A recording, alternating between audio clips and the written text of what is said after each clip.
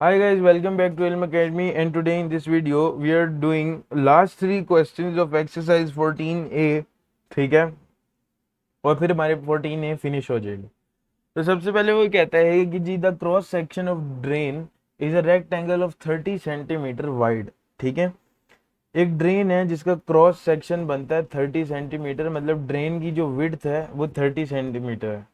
ठीक है, और वो कहता है कि अगर वाटर 3.5 सेंटीमीटर गहरा हो, डीप हो, through the drain at the rate of 22 centimetre पर सेकेंड।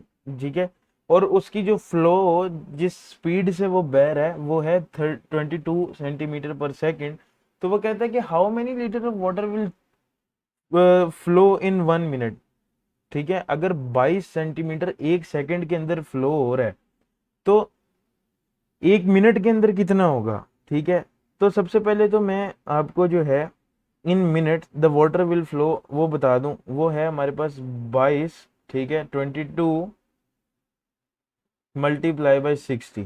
ठीक है, तो 1 मिनट के अंदर तो हमारा इतना हो रहा है। ठीक है, सेंटीमीटर में। ठीक है, अच्छा जी, और उसके बाद जो है ये है अलोंग द ड्रेन। ठीक है, और जितना फ्लो थ्रू करेगा 1 मीटर के अंदर, मतलब जितना फ्लो लीटर्स में जितना फ्लो करेगा, उसने पूछा हाउ मेनी लीटर्स।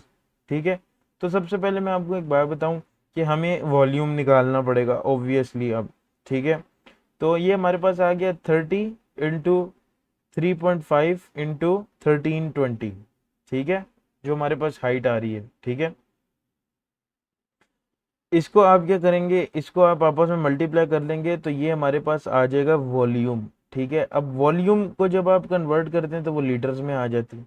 ठीक है, और ये देखें कि अब अगर ये सेंटीमीटर सबसे छोटा यूनिट है ना, तो इसको हम डायरेक्टली 138,600 को मिलीलीटर्स में कन्वर्ट कर सकते हैं। और मिलीलीटर से जब आपने लीटर में जाना है तो सिर्फ इसको 1000 से वो करेंगे डिवाइड, तो ये हमारे पास क्या आ जाएगा, 138.6 लीटर्स। तो इतना 1 मिनट के अंदर जो है वो फ्लो कर रहा है। ठीक है, अब हम आते हैं जी अपने क्वेश्चन 17 की तरफ। ठीक है, क्वेश्चन 17 में वो कहता है कि जी एक क्यूबॉइड है जिसकी लेंथ है 12 सेंटीमीटर, ब्रेथ है 9 सेंटीमीटर और टोटल सरफेस एरिया है 426 सेंटीमीटर क्यूब। पहले वो कहता है कि जी सबसे पहले find the height of the cuboid. तो हाइट निकालने के लिए आपको पता है कि वॉल्यूम का फार्मूला लगाना पड़ता है। ठीक है, तो सरफेस एरिया में जो है ना वो हम अगर सरफेस एरिया का फार्मूला लगाएं तो वो काफ़ी लंबा हो जाता है। मगर अब उसने दिया हुआ हमें सिर्फ सरफेस एरिया है, तो ये हमारी मजबूरी है कि हमें जो है सरफेस एरिया का फार्मूला ही लगाना है। ठीक है, तो सरफेस एरिया का फार्मूला क्या होता है, सरफेस एरिया का फार्मूला होता है जी, पर सबसे पहले इधर आप सरफेस एरिया लिख दें 426 इज इक्वल्स टू, और इधर आप फार्मूला 2 इंटू, ठीक है, सबसे पहले लेंथ इंटू विड्थ प्लस हमारे पास आ जाएगी length into height plus width into height. ठीक है, और हाइट को मैं h ही लिख रहा हूं। ठीक है, अब पहले हम इस ब्रैकेट को सॉल्व करें ना, तो हमारे पास ये आ जाएगा कंप्लीट सॉल्व करके 2 into 108 plus 12h plus 9h। ठीक है, इस तरह आ जाएगा। अब हम इसको फर्दर सॉल्व करेंगे तो हमारे पास आ जाएगा 108, सॉरी एक मिनट, 2 भी लगाना था, 2 मल्टीप्लाई बाय, इस तरह क्वेश्चन गलत हो जाता है। हाँ, 2 मल्टीप्लाई बाय, ठीक है, 108 प्लस ये हमारे पास आ गया 21h। 12h और 9h को जब आप प्लस करेंगे 21h आ जाएगा।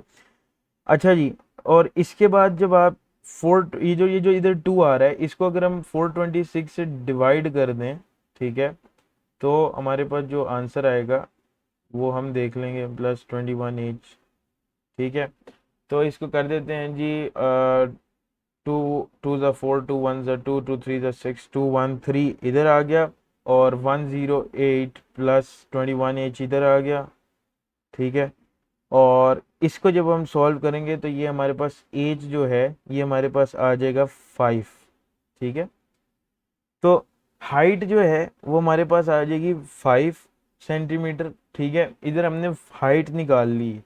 सेकंड बेस पे वो कहते हैं कि वॉल्यूम निकालने, जो कि हमारा छोटा स्टेप है और वो हम इजीली सॉल्व कर सकते हैं।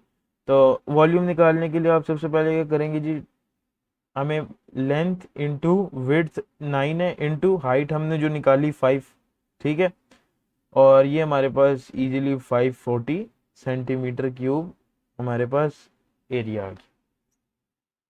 Now come to last question of the exercise, और फिर इसके बाद जो है हमारी एक्सरसाइज खत्म। और मोस्टली जो होता है ना, लास्ट क्वेश्चन एक्सरसाइज का सबसे मुश्किल क्वेश्चन होता है, ठीक है। कभी कभी मैं भी कंफ्यूज हो जाता हूँ। ऐसा नहीं है कि हर बंदा परफेक्ट हो, ठीक है। कभी कभी मैं भी लास्ट क्वेश्चन पे कंफ्यूज हो जाता हूँ, ठीक है। तो हम लास्ट क्वेश्चन स्टार्ट करते हैं। तो सबसे पहले जो है 3 रूम्स हैं और each in shape of a cuboid है, ठीक है। मतलब एक रेक्टेंगुलर क्यूबॉइड टाइप शेप है 3 रूम्स की, ठीक है। और PQRS जो है वो उन कमरों का फ्लोर है, ठीक है। तो अब उन्होंने बताया हुआ है हर कमरे का ना जो length base height, length base height, length base height, ठीक है। और उन्होंने नीचे देखें ये ना, ये हर रूम की, रूम ए की भी बना के दी हुई है शेप, रूम बी की भी बना के दी हुई है शेप, रूम सी की भी बना के दी हुई है शेप। आप चाहें तो यहाँ से शेप्स भी देख सकते हैं। सबसे पहले वो कहता है कि find the floor area and the volume of each room, means के सरफेस एरिया, ठीक है। फ्लोर एरिया, तो फ्लोर एरिया में हमें क्या, अभी हमें इसमें कुछ भी नहीं करना पड़ना, ठीक है। देखें बेसिकली हमारा फ्लोर एरिया क्या है जी, क्यों जो हमारे पास रूम 1 है, ठीक है, उसका अगर हमने खाली फ्लोर एरिया निकालना है तो इसका मतलब यह है कि खाली हमने रेक्टेंगल का एरिया निकालना है, ठीक है। तो रेक्टेंगल का एरिया क्या होता है, लेंथ इंटू बेस, ठीक है, लेंथ इंटू विड्थ, ठीक है। तो 26 इंटू 1 जो है ये रूम, ये मैं लिख देता हूँ, ये ए का मैं निकाल रहा हूँ, ठीक है। और ये हमारे पास आ गया 26 मीटर स्क्वायर, बस ये हमारे पास सरफेस एरिया एरिया निकला है, ठीक है, बेस एरिया, सॉरी। फिर उसके बाद उसने क्या किया है कि जी आपने वॉल्यूम भी निकालना, वॉल्यूम में 26, ए का वॉल्यूम निकाल रहा हूँ मैं 26, ठीक है, इंटू 1 इंटू 3, ठीक है, ये हमारे पास वॉल्यूम निकला है, ठीक है, 78 मीटर क्यूब, ठीक है। सेकेंडली हमने जी फ्लोर बी का निकालना है, ठीक है। अब बी के लिए हम क्या करेंगे जी, 5 इंटू 5, मतलब लेंथ इंटू बेस, ठीक है, 25 मीटर क्यूब, ठीक है। और जब हमने वॉल्यूम निकालना है बी का तो इसी तरह हम 5 इंटू 5 इंटू 3, ठीक है। और ये हमारे पास 75 आ गया मीटर क्यूब, ठीक है। इसी तरह सी का निकल आएगा, जो कि फ्लोर एरिया सी का हमारे पास आ जाएगा 6 इंटू 6, जो कि हमारे पास 36। और इसी तरह हम इसका वॉल्यूम निकालेंगे तो आ जाएगा 6 इंटू 6 इंटू 1.8, जो कि हमारे पास आ जाएगा 64.8। तो भाई ये तो हमारे सारे बेस एरियाज और वॉल्यूम निकल आए। उसके बाद उसने पार्ट 2 में पूछा है कि which room feels the more spacious, does larger the floor area और a greater volume necessary to make a room feel more spacious, explain your answer, ठीक है। अच्छा, ये जो एक्सप्लेनेशन होती है उसने पूछा है कौन सा रूम ज़्यादा स्पेशियस फील हो रहा है, ठीक है। तो आपने जो है ना, जो कहते हैं ना फ्लोर एरिया, उसके हिसाब से देखना है कि कौन सा रूम ज़्यादा स्पेशियस है, ठीक है। तो उसने यहाँ पे बताया हुआ भी है कि आंसर में कि no if both rooms A and B have the same height, ठीक है। अगर दोनों ए और बी रूम्स की सेम हाइट हो then we will use the floor area as the gauge, ठीक है। फिर हम कंपेयर कर सकते हैं। If rooms does not have the same height, तो फिर उसके अलावा हम कंपेयर नहीं कर सकते, हमें नहीं पता है कौन सा रूम ज़्यादा स्पेशियस होगा और कौन सा कम होगा। क्योंकि जब भी आपने कोई एक चीज़ कंपेयर करनी होती है ना, तो बाकी सारी चीज़ें आपको इक्वल रखनी पड़ती हैं, फिर ही कंपैरिजन होता है। ये एक इकोनॉमिक फॉर्मूला है, ठीक है।